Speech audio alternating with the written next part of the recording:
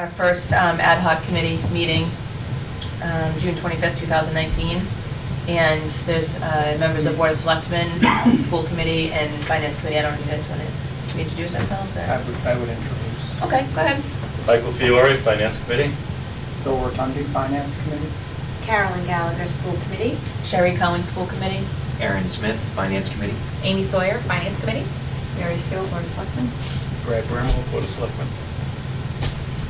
All right, so I think the first thing we want to just kind of come up with is the purpose of this committee,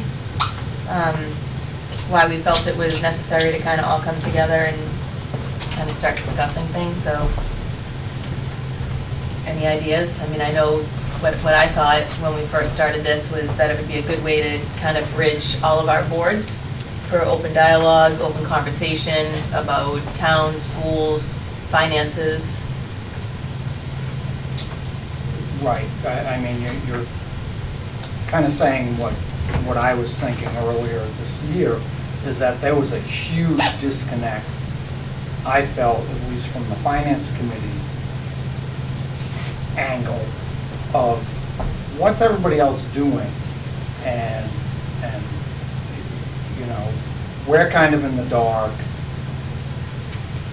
and if we're trying to, you know, present something for the town, then we as a Finance Committee at least needed better communication with you guys.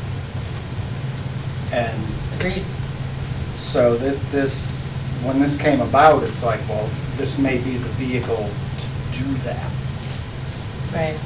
I think it'll be nice to kind of have this group, and then we can report back to our boards. But then I personally would like to see, like what we did in May, and have a large joint meeting. And I don't know, maybe we can kind of talk about that and think, you know, maybe do we do it quarterly?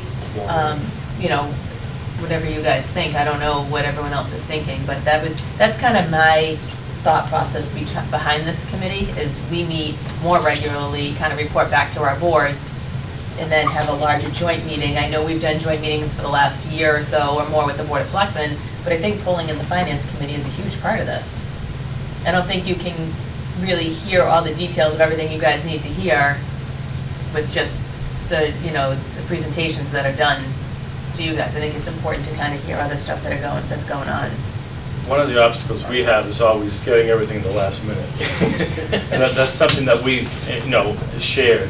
But a lot of times we're presented with changes or additions that were unforeseen until, you know, it's too late for us really to make an informed decision. You know, we make a decision, but it's not always under the best circumstances. So this would help in that process.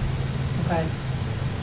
If I could, one thing that has been a total disconnect, even from way back when I was on the school committee, is the lack of communication, especially between the municipal side and the school side when it comes to negotiating contracts.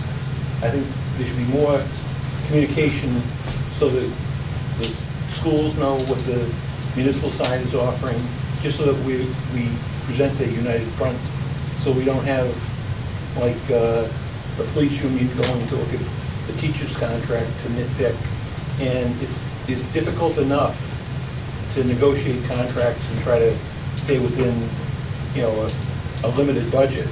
But when you've got differing contracts, I mean, I know, you know, with steps and with raises, and I mean, all the contracts have different things that add up to the bottom line.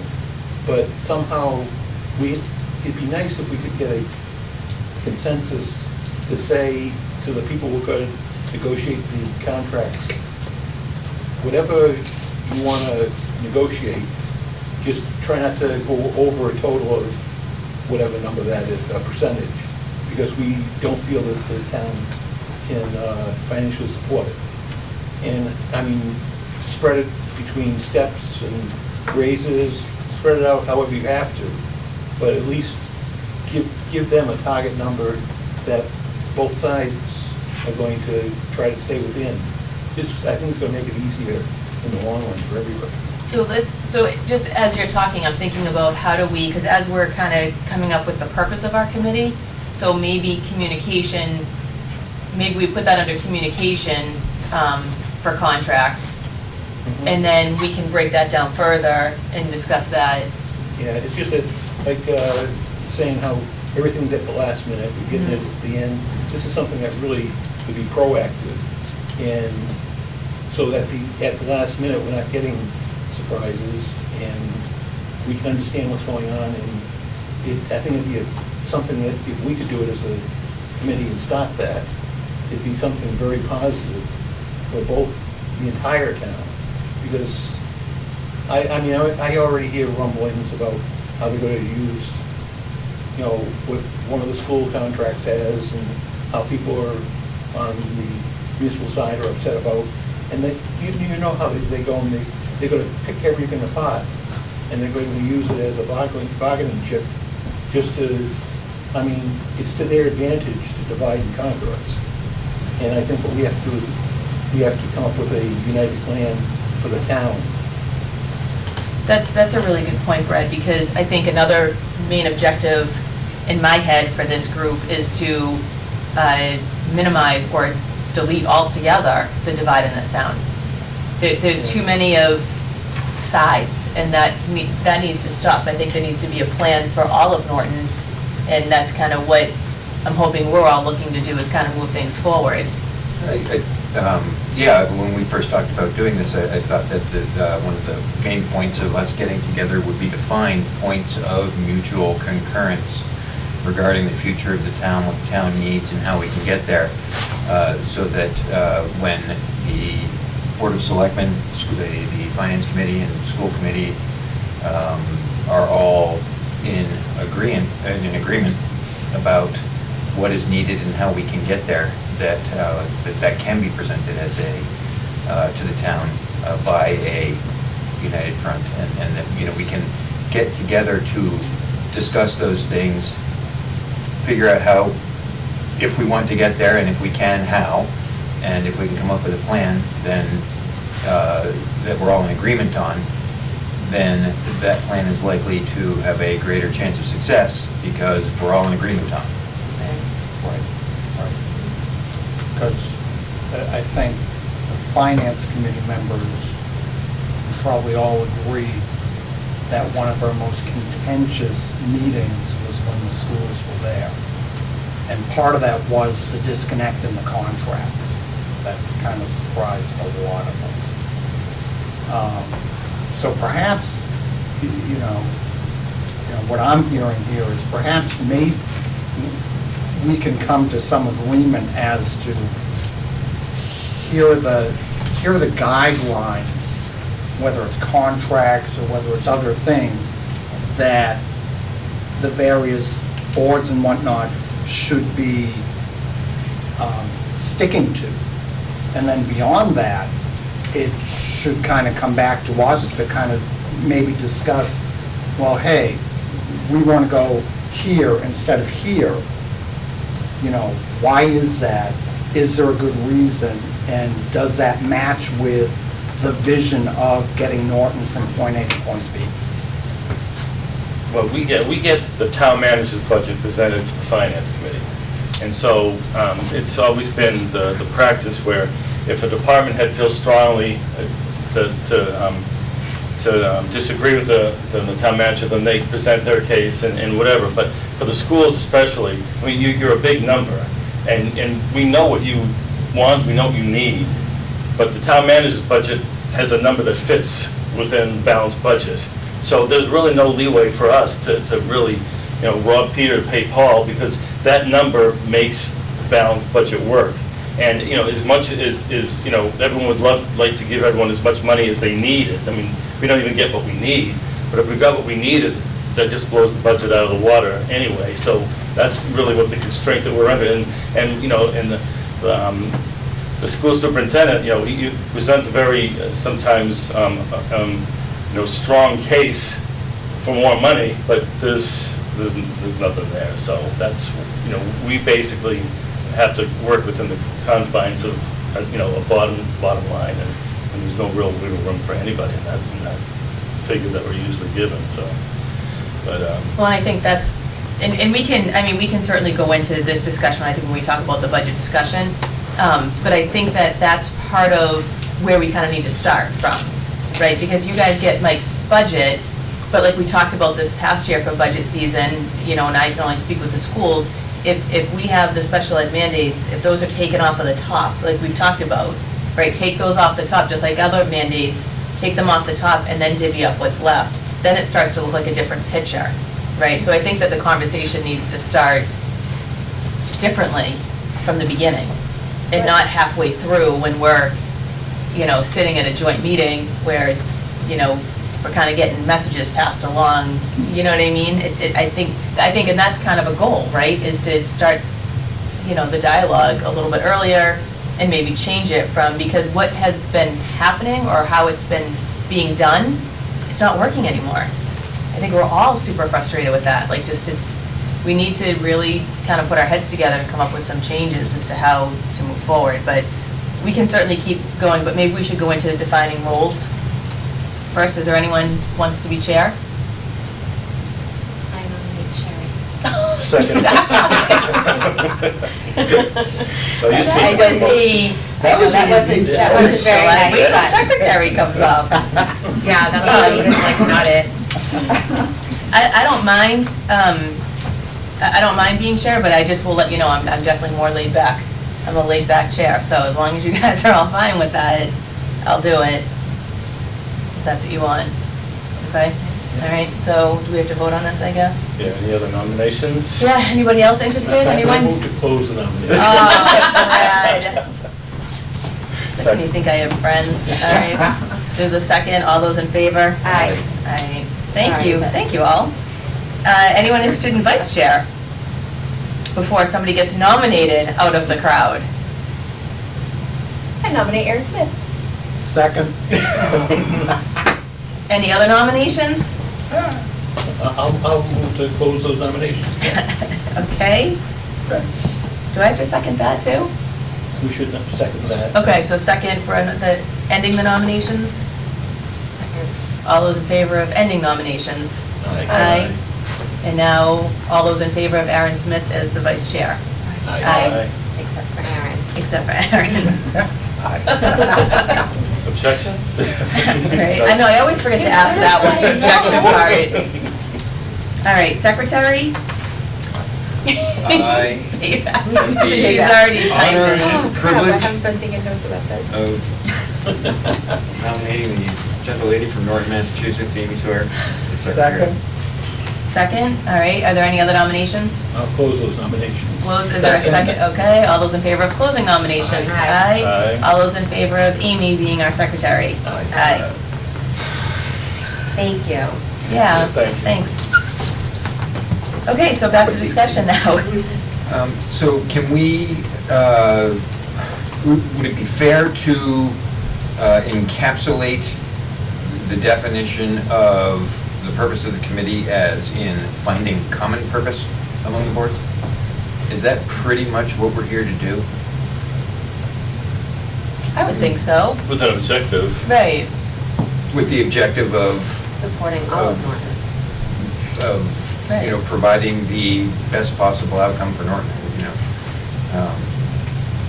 As we see fit, I mean, is that pretty much what it boils down to? I think so. I would think so. I think so. I mean, in a general statement, I think that's what we're hoping to do here. Almost like our mission statement. It's good. I think the format holds a lot of promise for that. I think the ability to have conversations about obstacles and differences,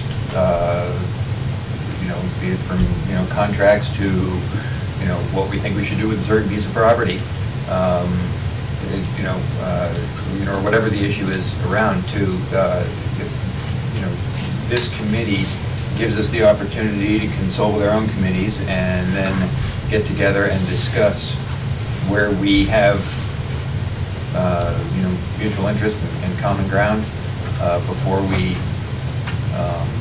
you know, before we bring it to the town people. And, you know, I think. We'll be on sturdier ground as a government overall.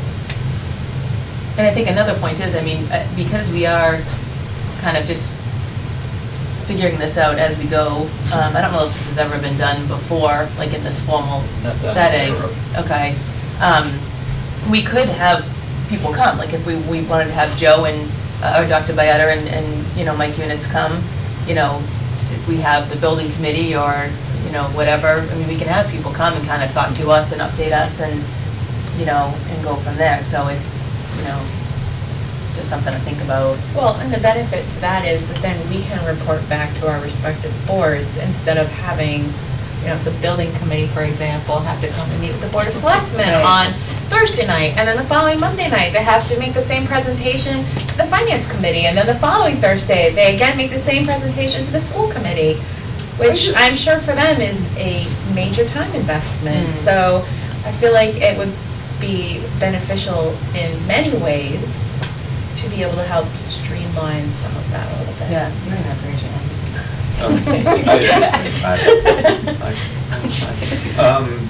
I would say,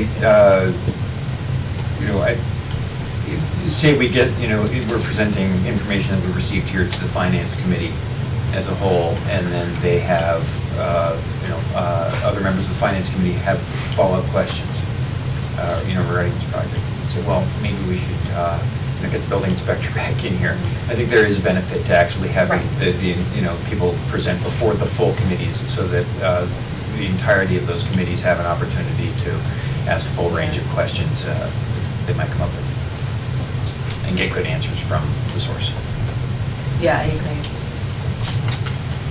So, something I've harped on for my year in FinCom this year is a plan, is a vision. Do we want to take that on? You know, we have a town hall, we have a senior center, the fire chief at one point presented to us opening chart.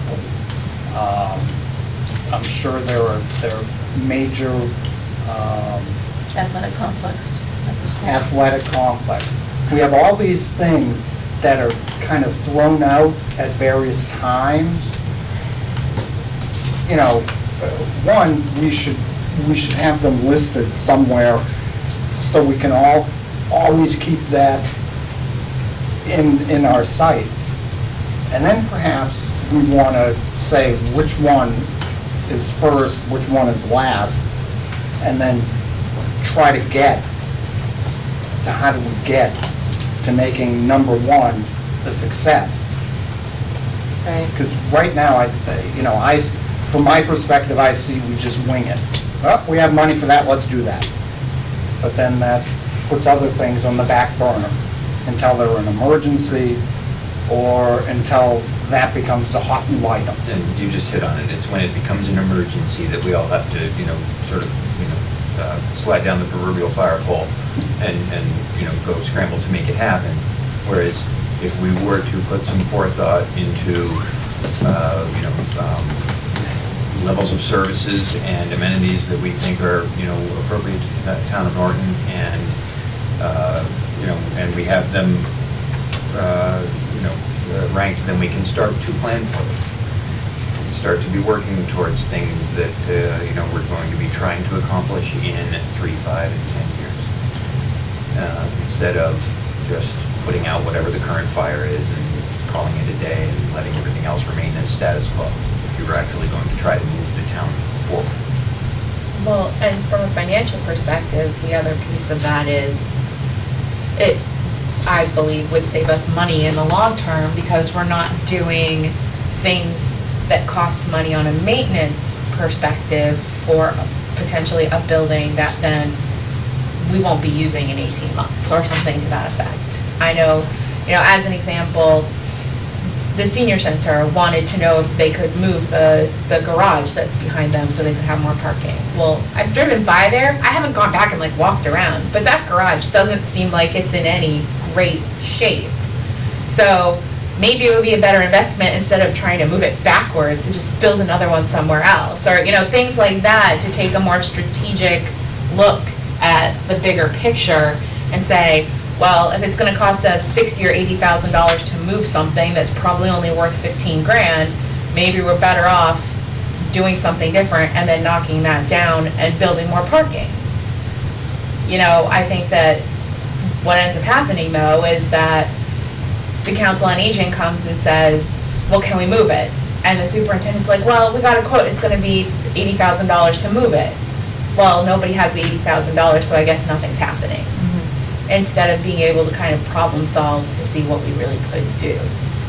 Yeah, it would probably make more sense to knock that building down. Right. And get a prefab steel building for probably a third of the price.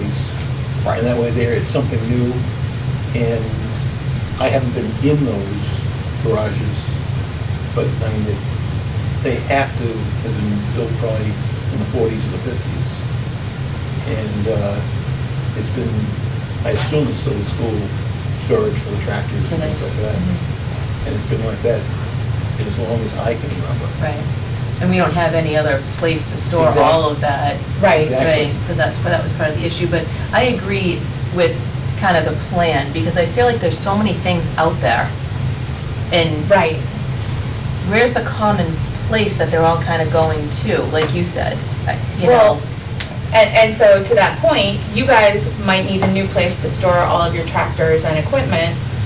The water and sewer department is looking for different garaging for their water vehicles versus their sewer vehicles. Yep. I don't know if the highway department has needs in that area too, but it seems like we could all work together to try and figure out a solution that would help everyone. But right now, we're kind of siloed in these little buckets. So I think this kind of goes back to something that you mentioned, and I think we've all thought about, is reaching out to each department. And I hate to, I don't want to keep saying town and schools, right? So the schools is a department, so if we can all just agree that the schools is a department, so Absolutely. reach out to all, because I think that perpetuates the divide, right? Right. So if we reach out to all departments, like you had mentioned, and ask them, what do you need not to be level serviced? Let's just do this exercise at one time. Okay. What do you need to look like Mansfield or Foxborough? What do you need, a perfect example is Parks and Rec, and I just know that one, but we have a part-time person right now. What does she need to look like a department in another town that's thriving and their department is growing? What does highway need? What is, you know, so maybe we have, you know, the town manager and the superintendent kind of go through that exercise of asking each department head, what do they need? And then, I just did it myself though, I separated out Mike and Joe, so I did that, I don't mean that. We should have all department heads kind of submit what they need, budget-wise. Almost like they probably do at the beginning of every budget year, their wish list.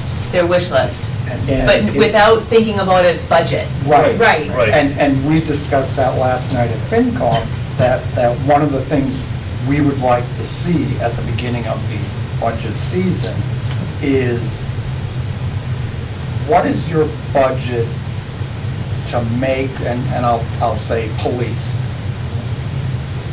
What is the budget needed to service a town of 19,000? Right. Not what budget, or what can you do for this amount of money? No.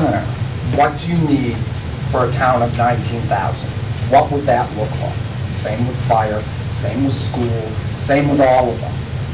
What does that look like? And please delineate for us the differences in what those services would be versus what we currently have. To see where the, how far that divide is. What would we be getting for, you know, that, for the money that we would, you know, in theory, be spent? And one of the things too, we see the department head requests every year, and then, you know, then the town manager makes his request, but I know it's, I don't think even the department heads are actually gonna say what they need. I agree. Because if they Right. went to that step, it would just be dismissed immediately.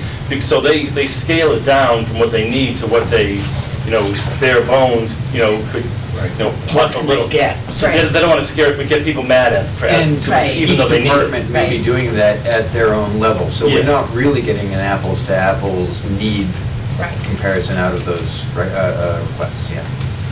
I think I would like to see too, though, the capital items for each department as well. So not only Yeah. budget, but capital items, because then if we have that list, then that's when you kind of start to plan out, you know, how do we move this town forward for not only budget, but buildings, fields, that kind of stuff. What does this look like for us in, you know, the total picture? So maybe that is our first step. So I'm very much one that, like, when we come up with a step, I want to put the plan in action, right? So in order to do this step, that means we need to talk with Mike, and then we can talk with Joe about a time frame of when, Well, I mean, I think we're going to be starting at a good time, because I would assume the managers very soon are going to be doing the same process to start their initial budget requests with Mike anyways. So I think it's a perfect time to ask that while they're putting together their wish list for what they think their budget should be for Mike, we'd like to see what, in addition to what they think he might approve, what do they really believe they need for their department. So I don't think it'd be that much of a burden time-wise. Right. Because they're going to be probably doing it about the same time anyway. But, yeah, we can have Mike contact the managers and start that process. And okay, as they complete them, have them send it to us. okay. What do you think a realistic timeline is for that? And knowing that we have, you know, knowing it's summer, right, and people are on vacation and kind of doing that, but then knowing for you guys with FinCom that we have, you know, the fall town meeting coming up and that kind of stuff. What does it look like for, like, when would we ask them to have this completed by? This stuff would normally come to us January, February. Okay, so we can do the fall. Yeah. Easily. That's right. Yeah. Yeah, because by fall, they're already beginning to do this, I think. Okay. For Mike, on the municipal side, and I'm sure that Dr. Bayetta is getting feedback from his different department heads Mhm. earlier in the schools, probably right after they get the current school enrollment, they probably work on the budget, I would assume. Right. Well, he already has a plan of academics and then also capital. Right. He has a 5-year plan of capital. So I think for him, it might be, he just kind of looks at everything in totality and then figures out how to kind of put it all together. And then he's going to reach out to his department heads and figure out what their wish list is as well. But, so are you guys thinking realistically that this is something we could ask to be completed by administrators? Yeah, I was thinking the end of September or October 1st. I would think so, yeah. Yeah. I mean, I'm not sure how many of the people on the school side are 12-month employees. and Administrators are. It's just that I don't know how far down it goes into the budget planning. I don't know if like. October 1st would be fine. Yeah, I think that would give them plenty of time. Yeah, you know, I don't know if the administrators get feedback from like the math department teacher whoever's head of the math department. Right. October 1st, I think Yeah. that still gives them plenty of time. Yeah. And a lot of this, I think, is already part of the sort of yearly conversations. I mean, I think there's the perception that exists in Norton that Dr. Bayetta comes to the Finance Committee every year with a wish list.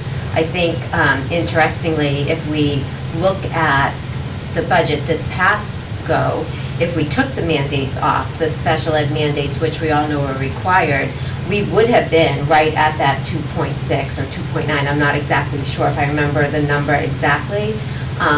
But the perception was that we were asking for, or the school department was asking for some outrageous amount.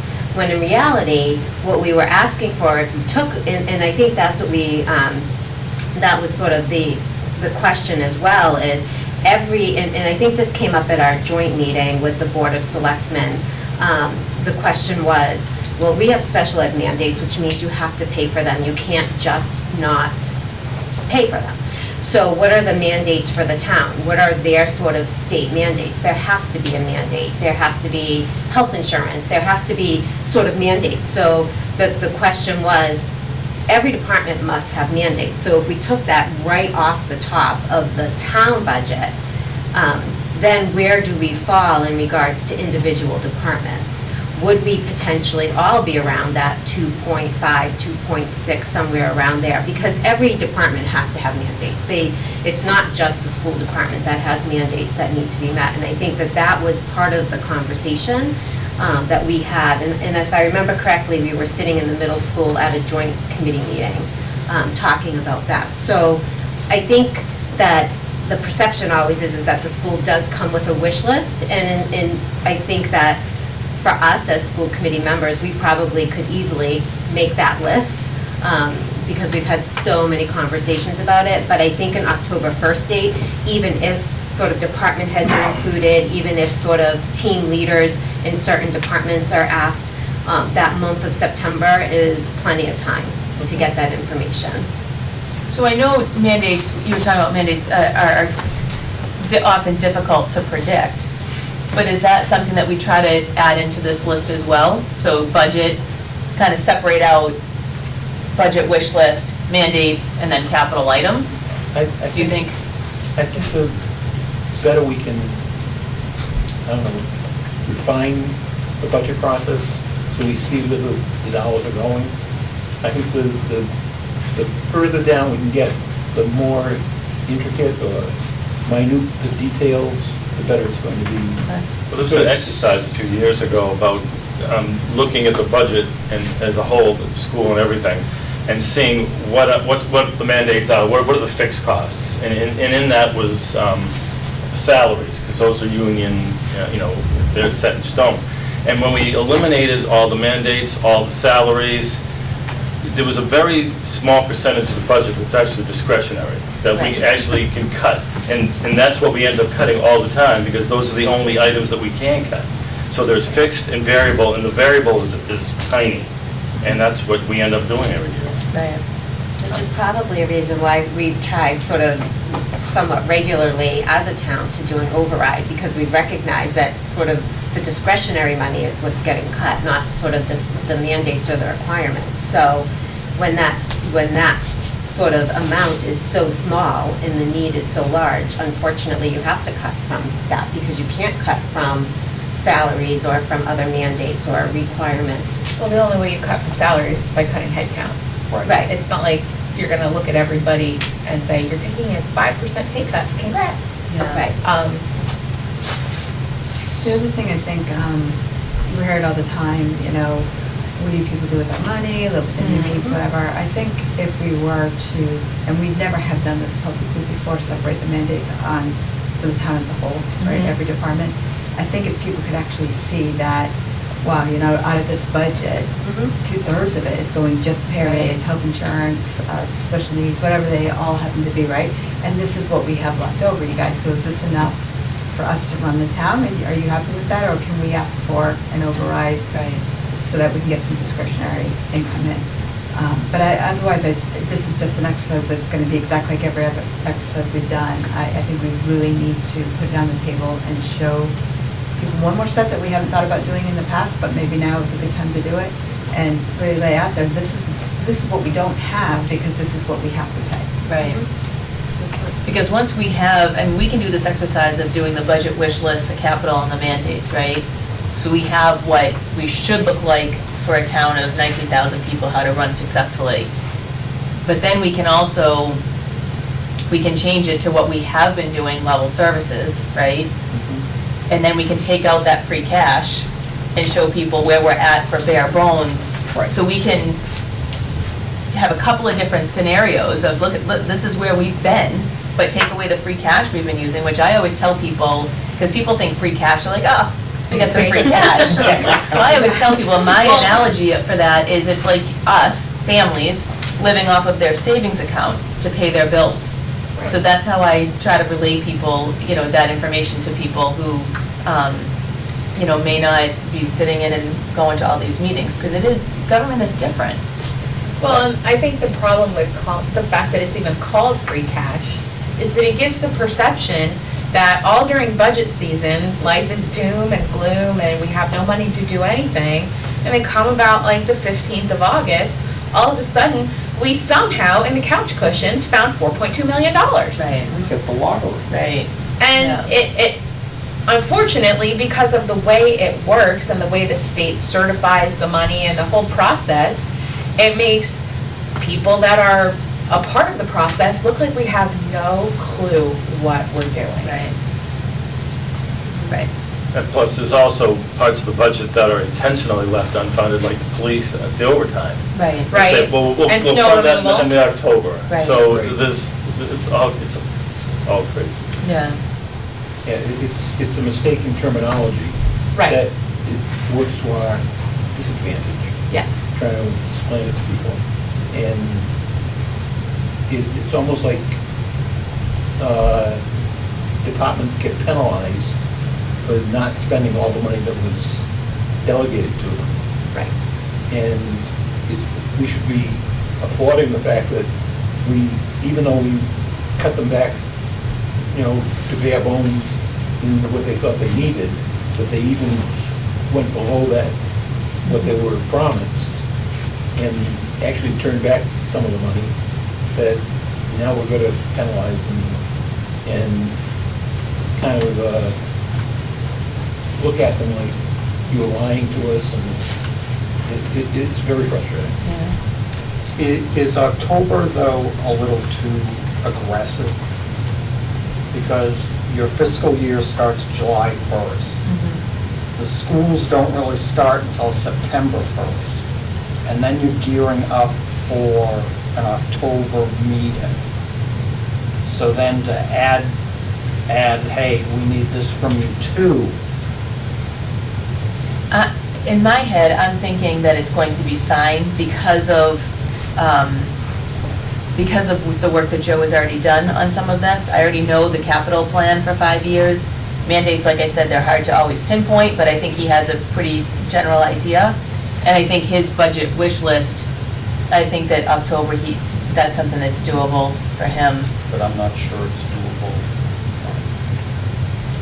I personally, I could be wrong, but I think, like Mike had mentioned, the fact that we know that they're going to want to fund the overtime for the police and the fire in the fall. We can ask them. Yeah, we'll definitely present it. Because again, we don't start going for next year's budget until, February. Right. So that tells me he's not talking about this in September. So that's my, But I think even this summer, he could ask the department heads, because it's really gonna be them, right? So he could ask the department heads to come up with kind of their wish list plan. Yeah. And then he just kind of compiles everything together, sends it to them, we can get school committee, and then we can all kind of go through it. I kind of foresee it almost as a exercise for them to get ready for their budget presentation to Mike. But the only thing is that they're not going to be restricted by financial burdens. We want to know what you really need. So I would think that would be the first thing. I know if I was running the department, that would probably be how I would go about it, is I'd think of what do I really need to run the place? And then after I get that list put together, I think, well, last year they gave me 25% less. What can I do without? And so I can come back with a number that they're probably going to fund. I feel like most of the department heads probably know already, because it's been year after year after year of cuts and having to get by. And I also think that, I know that the budget season doesn't really start till February, but I feel like, and I may be wrong, but I think part of the role of this committee is to start the process a lot sooner and start to educate not only ourselves, but the public.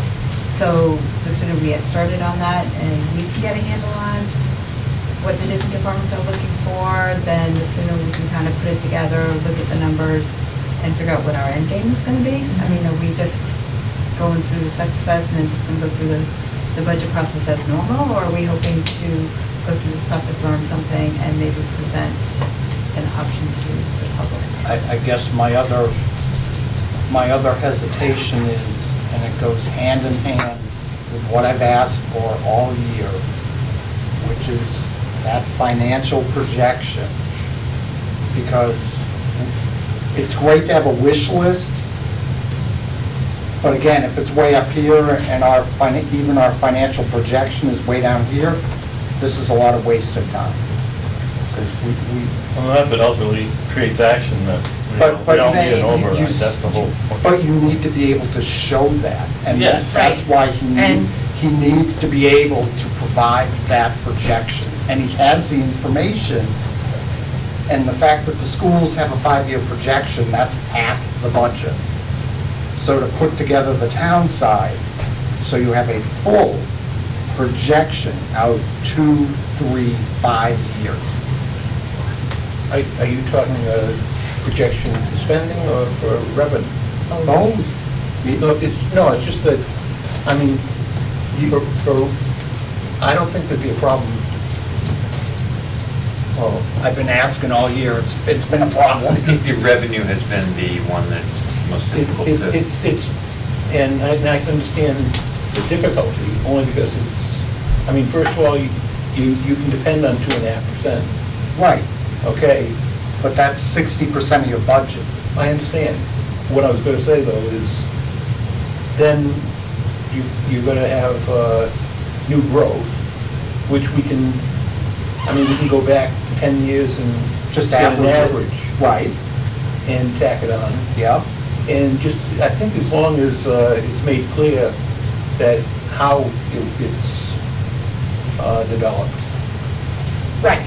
I think as long as we preface the estimate by saying this is developed by using new growth that has occurred over the past 10 years.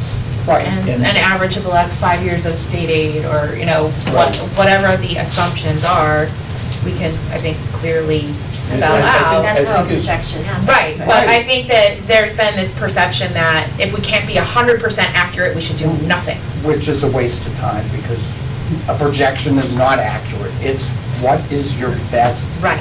guess. But I think in order to know, one, how large an override we might want to ask for at some point down the road, we need to know that information. Right. And I think to go before the citizens of this town and ask them for that money, we need to have that information to show that we've done our homework. Okay. And again, the revenue, 75%, I'm gonna say, is just a repeat. And it goes up 2.5%, put in your new growth. We know what state aid has been over 5 years. It's all there. And we just discussed, the majority of our expenses are fixed. And you don't know this coming year because contracts are in negotiation, but then you do know that they're gonna go up 2%. So this should not be that difficult to put together. Another good example would be, we asked for projections on when and how much revenue might we see from, say, something like new development at 123 and 495. And, the answer we got was, well, we have no way of knowing. But again, we're not asking for a specific dollar amount. We know the size and scope of lots. We know the kinds of businesses that we're hoping to attract. We can take a reasonable guess as to whether or not any business that comes in is going to be getting a TIF. And then, you can start to take a stab at, here is a, even conservative estimate at a potential revenue stream that was going to be added to the town's coffers in the near future. And that is money that certainly we cannot spend, but that we can try to account for in future planning. when it comes to thinking 5 years from now, we're going to have X project that we're hoping to be able to fund. And then, at least then, hopefully, we can, get ourselves in the ballpark. And then if we do have to come to the townspeople and say, hey, we need a little boost to get us over the top here, that's one thing versus trying to just, fund the entire thing at once. I agree with putting the projection of the expected revenue out there. But the only thing is, I think I would tend to be a little bit more conservative. If we guess wrong on anything on that park, it's going to come back to us. If we guess high, we're going to look bad, right? So why can't we go forward with worst case? This is all we have, and if we happen to get more, then that will be ready for the next year, because I think in our Correct. meeting, we had a conversation that things are fluid. Right. So let's do worst case. This is what we know we can depend on with some, varying degrees of educated guesswork. But then as far as, let's not count what's going on Leonard Street, because, right now, the two largest plots over there have been declined for permit. So had we put that into some sort of plan last year, we'd be like, oh my God, we really, and then people are not very generous towards us when we make a mistake on that way, where they'll be a lot more generous to us if we're like, hey, guess what? We just found $1 million in permitting fees, right? And guess what? We could probably put that towards something, capital improvement or something that we didn't really have on the budget that was more of a Right. need. So that would be my only suggestion. I think we should stick worst case in all scenarios. It's a living, I hate to say it, it's a living document. So, yes, you put it together with what you know and what you can count on today. And as things come on board, you can add that into this model, and then you can see that, and then, you adjust the plan accordingly as things change. For example, permitting fees is going to be a one-time fee, right? Right. So we get one time $1 million of permitting fees, we can spend that on a non-recurring cost, right? But then at that time, once we get those permitting fees, then we'll have a better idea of what that particular company is going to be paying in our taxes, and then that's a recurring thing. So then we can start to put that into our budget, right? Correct. Right. So I just feel like if we're going to start this exercise, let's really start bare bones, because we really are at bare bones. Yeah. And I don't think we should consider anything that may be coming in, because so much of it is out of our control right now. It doesn't make sense to, we have nothing at the moment. We're not looking to, make this super duper thing. I'm trying to get, one step in making, just developing it. And then you improve it over time. So I think in response to your comment too, the way that I see it happening, we go home tonight, we send an email off to Joe and say, hey, Joe, this is the exercise that we need done, and we need it done by 10/1. And I'm sure you guys will do the same thing. And, we check in periodically with them, how's it going? And if 10/1 happens and we don't have all the information, then I think that's a different conversation that us as a school committee and you guys as Board of Selectmen need to have with our superintendent and town manager. Because I think that if we're asking for something, then, we're asking for a reason. I think that Right. we have a deadline, and without any communication, if they can't hit that deadline, if they come to us and say, hey, listen, that's too short a time, then we reassess, then we change the Right. deadline. But if we give them that's why I'm very big on what's the time frame. Because if we leave it open-ended, we'll just be sitting here kind of hanging out talking. Right. And I think having all of this time, so if by October 1st, we have these sort of documents in front of us and really can look at them and think about them and really kind of pull them apart a little bit. I think one of the biggest criticisms that I remember over the past few years with our overrides, and one in particular, was that we didn't give it enough time. We didn't think about it long enough. And my response was, well, how long do we need to think about it? We've been, 15 years or 12 years ago, 13 years ago, when I had children who are in kindergarten who are now in college, we were asking for an override even back then. So I'm not sure. There was this perception that we didn't have enough time to think about it. So I think starting on October 1st, maybe not as a full finance committee per se, but as a sort of dedicated group of people, we can really look at what is it that each department would like to see, how can we grow as a town? How can we grow sort of for everybody? And then you don't have to feel like you're behind the 8 ball as the finance committee, just getting this information relatively quickly. Right. That at least you have some thought and idea, so that when you do start to go into really sort of focused sessions in February, I think is what you said, you have a much bigger picture of Right. Well, the and when, financial situation. and when it's a budget season where there's an override on the table, we have to review and approve 2 separate budgets. So you have to review the override budget if it passes, and then you have to review a regular budget if it doesn't. Because, I mean, that's what I remember from the last time, that there were 2 sets of numbers, and we had to wait to see what the vote was gonna be in April before we knew Right. which budget was going on the floor of town meeting, but there wasn't enough time between the town election in April and town meeting in early May to go through the entire budget again, so we had to do them kind of in tandem. Right, Okay. right. All right, well, I think that's a really good first step. I think it's a big part of what we want to do here. And just kind of sticking to things here, the budget discussion on Norton's future. And then, I don't know if there was anything, recap of the joint meeting with all of us that we had on May 30th. I wasn't sure if there was anything that anybody wanted to kind of talk about from that meeting. I actually just want to say, I mean, I think one of the big things that everybody brings up, it came up at town meeting, it came up during the elections, there's this word that's sort of the buzzword in Norton all of a sudden, is this concept of transparency. And I think that, you know, we all sit in front of, or with our committees, in front of a camera, we're all recorded.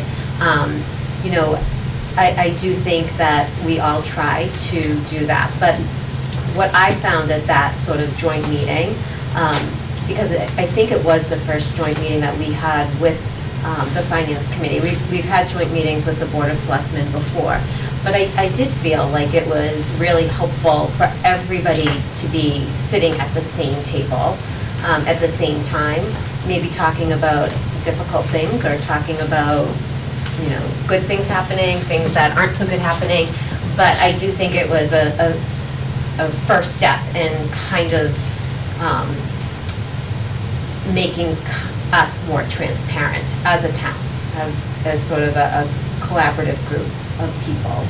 I think it's a good exercise too. I mean, we started this whole joint meeting thing years ago now, because we were trying to figure out what each of us does.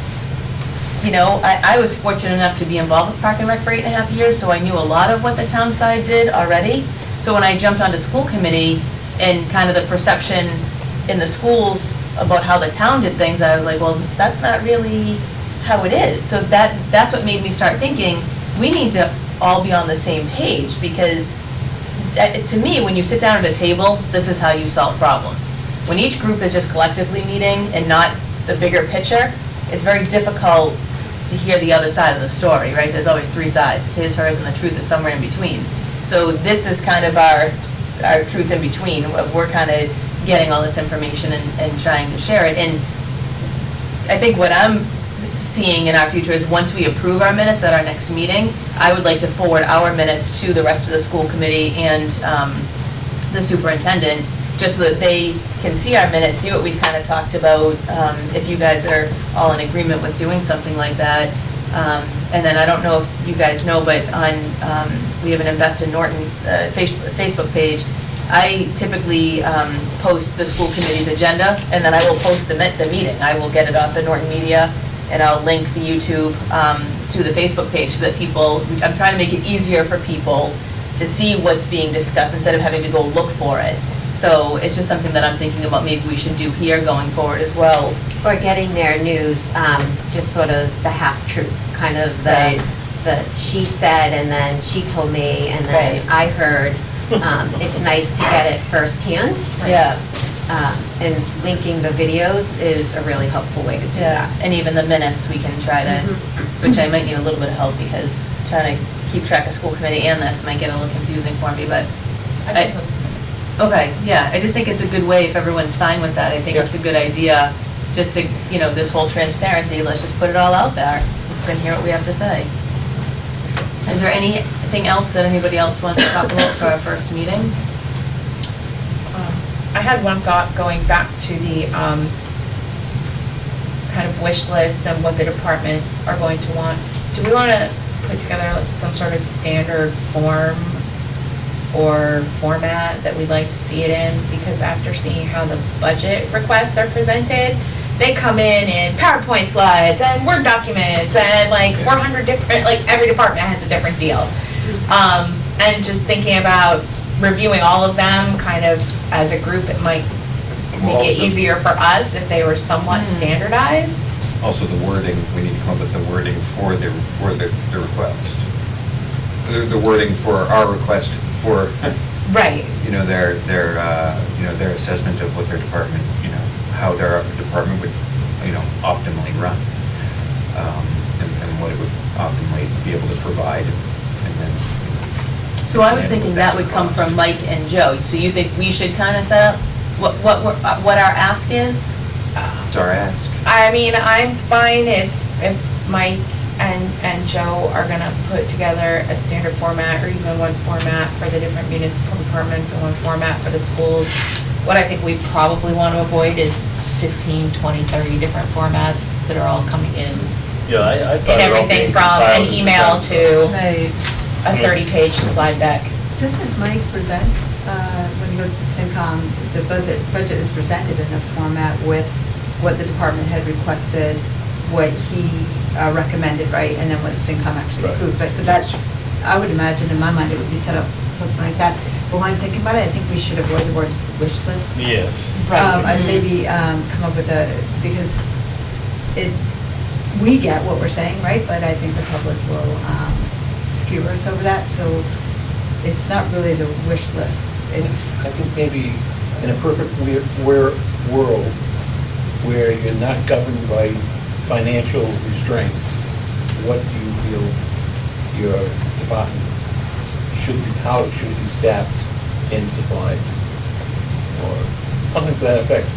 Just, we want them to take the financial restraints out of the equation of how they determine their budget. well, what type of budget do you need to adequately run your department? Is that not what we're asking? I would Needs. hope that Optimal. they would, yeah, they would say, I'm adequately running it right now. They're running it, right? Right, yeah. This is something But different for optimal them might be the though, word. so they may think, well, I'm doing it the way I've been doing it, so maybe optimal, I think optimal is a good word. We don't want them to think that it's the same exercise. We don't want it to be a level service budget. We want them to know it's, where should you be for the year coming up to 2020? Where should your department be? Right. I think what you Up said, to Sherry, it. is really the point, where does your department need to be to make Norton kind of in the same playing field as Foxborough, as Mansfield, as Easton? You use Parks and Rec as a great example. I mean, there are other Parks and Recs in other towns that are thriving in the Right. summer with different programming for all ages, for all people in the Absolutely. community. I've taken my kids to Mansfield for tennis lessons That because drives me they do crazy. Parks Yeah. and Rec tennis lessons. in So, I mean, I Mansfield. think you're just using that as I think that's just a really perfect example of one program that is clearly doing the job to the best of their ability, but is, I think we all could agree, is absolutely underfunded. So again, I don't know how to, I'm gonna do the us versus them, so I don't know how to pull the schools into this. But for the town departments, I go back to what you need to run your department to service a community of 19 or whatever our number is, 20,000 people. So that's the town side, that's easy. And whether that's rec, whether that's fire, whether that's police, what do you need to service this town? I think we can use the same thing for the schools and let Joe, Yeah, then. and let Joe do his, go to his departments. I think that we're starting at the top and asking them to forward that to their departments. I think you can use it for both. To match the standards of surrounding communities? Is that, what's the wording we're Or looking for? comparable communities. Sometimes Yeah, sometimes surrounding our town, boy, we're not Attleboro. Yeah, sometimes, if people are against an override, they're going to find fault with any word you use. So I'm trying to avoid some of the words that they've used in the past. And if you specifically say like Foxborough or, Similar communities. that's what I'm saying, something either similar, comparable, something, it's just that the minute you put a name to a community, they get all upset and they'll say, well, this isn't Foxborough. Right. If you think it's so great, move to Foxborough. It's- Right. some- Similar communities in eastern Massachusetts. Right. Yeah. Do we have to compare ourselves to other communities? Why can't we just say, what do we need to do in this community to meet the our best we needs? can be. Yeah. Right. So I think- Yeah. So, I well, think what that- do we want as a community and how are we gonna fund it? I don't really, because if we use Mansfield, we'd be like, oh, they've had 15 overrides. Like, look, forget, if we wanted to live in Mansfield, we'd be living there, but we're living here, we've got needs. What are the needs? How are we gonna fund them? How much of them do we wanna fund? Like, how can Well, we make this about us? That's and not why I about just every go other back community? to 19, 20,000 people. What do you need Yeah. to service a community of 20,000? And it may have to Period. be different, like, that could be our request, but it may have to be different from Mike and Joe going to their departments, because the departments might think, oh, this is the same thing that we've been to, but it's not. So Right. our delivery to Mike and Joe might be very different, and, listen, this is what we really need, even though the wording may be a little bit different, this is really what we need, not just the same exercise that we've been doing. And ultimately too, I think when we do get this optimal budget, it has to be compared to the existing budget, because, I mean, it's very easy to say, here it is, and then would it be up to us to go through line item by line item? I mean, to make our job a lot easier, they have to be a side-by-side comparison by each department and to see how far off we are. I mean, that's just to get it up front, because I don't want to, they'll comply with our request to give us a budget, and then, what do we do with that budget? You have to compare it to apples and apples, and that would have to be Right. done at the beginning of the whole process. So do we set this up maybe to make it easier and kind of, for the ask, should this be like an Excel spreadsheet? I think so. Probably the easiest thing, right? Yeah, With the budget that they're looking for, and then, the previous budget of what their level service budget was. Maybe we have that on the same Excel spreadsheet. I mean, I don't know, you talked about setting something up, I don't know, do we set something up on an Excel The spreadsheet budget then? that we get, and you've seen the grid, Yeah. we've been asking for an Excel version of that. Does it exist? I mean, that's all, we discussed that last night at our own meeting. It was, because that would be helpful for us to, we could do our own comparison, but having a static piece of paper in front of you doesn't do you any good at all. So it would, it would have to be in an Excel, format.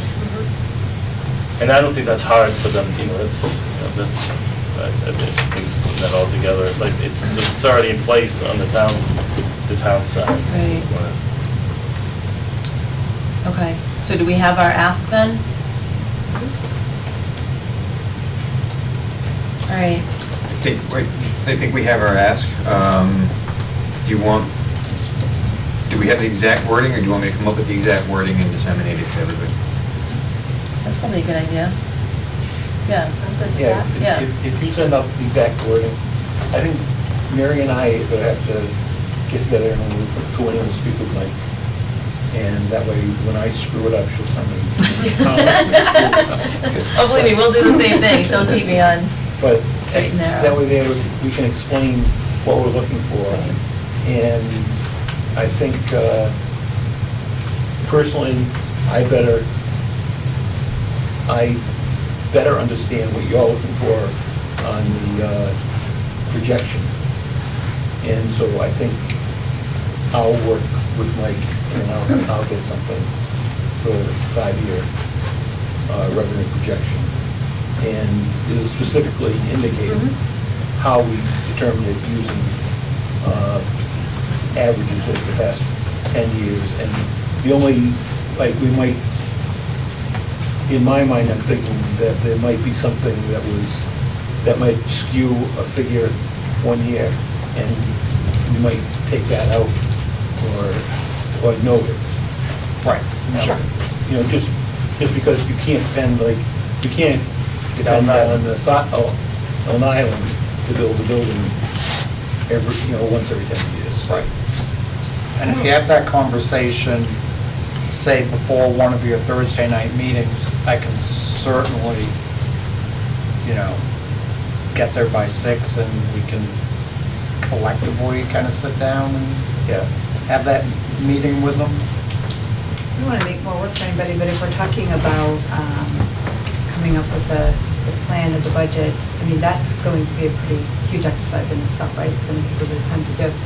And just wondering if it might not be a bad idea to have, I hate to say another committee, but Mike, James, a FinCom member, and a selectman member, so that there is a lot of understanding on how the budget is formulated. So there's a little bit more input, like, for example, Aaron's, when we just had that little discussion, like, hey, let's add it in, and I said, hey, let's not add it in, so there's a little bit more communication on what's being added in, and we've got more people questioning it. I mean, if we're gonna put forward a projection for a budget, we can't have a big mistake Right. at the end, right? And we can't just say, well, we asked Mike to do it and he did it wrong. Like, we have to have ownership in it, I guess is what I'm saying, because that's what's gonna be driving this committee. I've been hounding it for a year, so I'd be more than happy to sit in on that. So you want, I'd be happy to sit in on it if we have FinCom member, selectman member, Mike and James, right? Bad idea, good idea? I think it's a good Well, idea.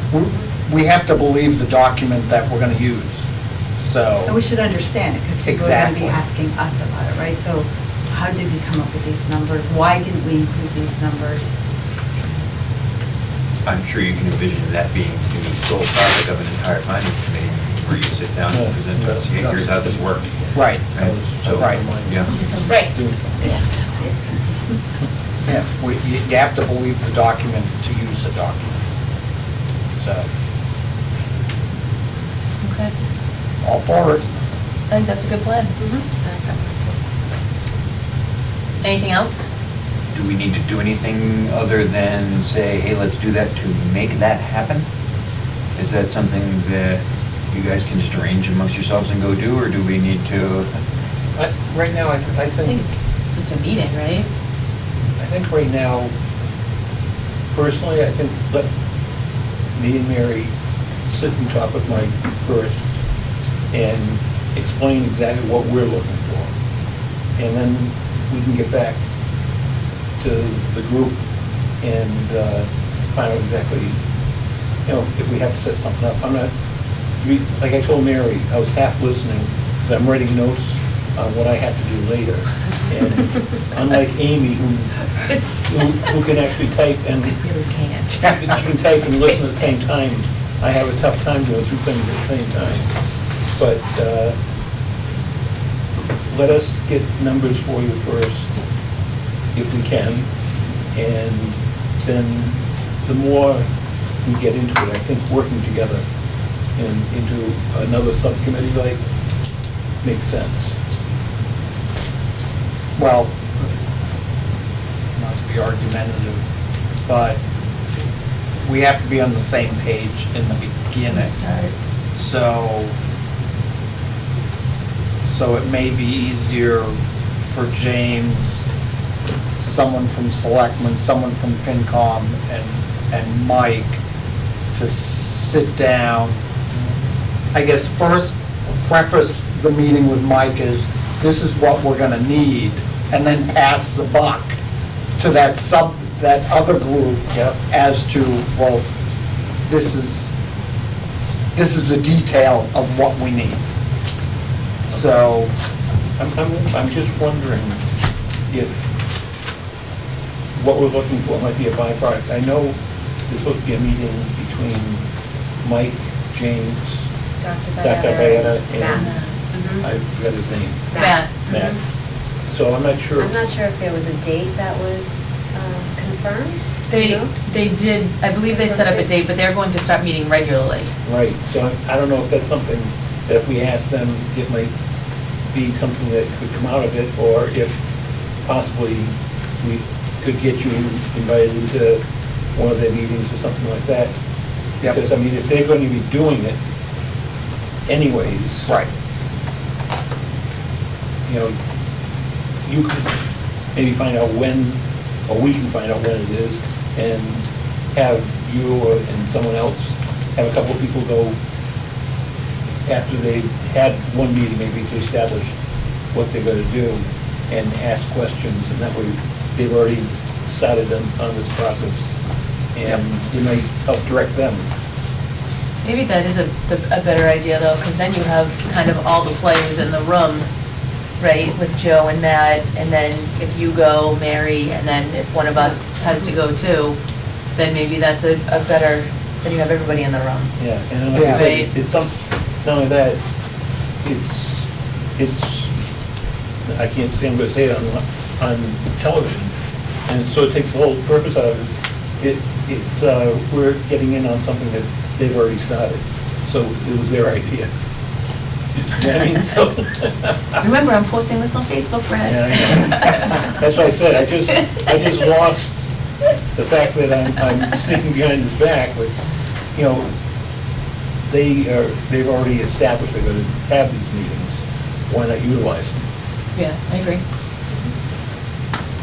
So I'll check in with Joe and see if they have anything set up, and then we can circle back and go from there.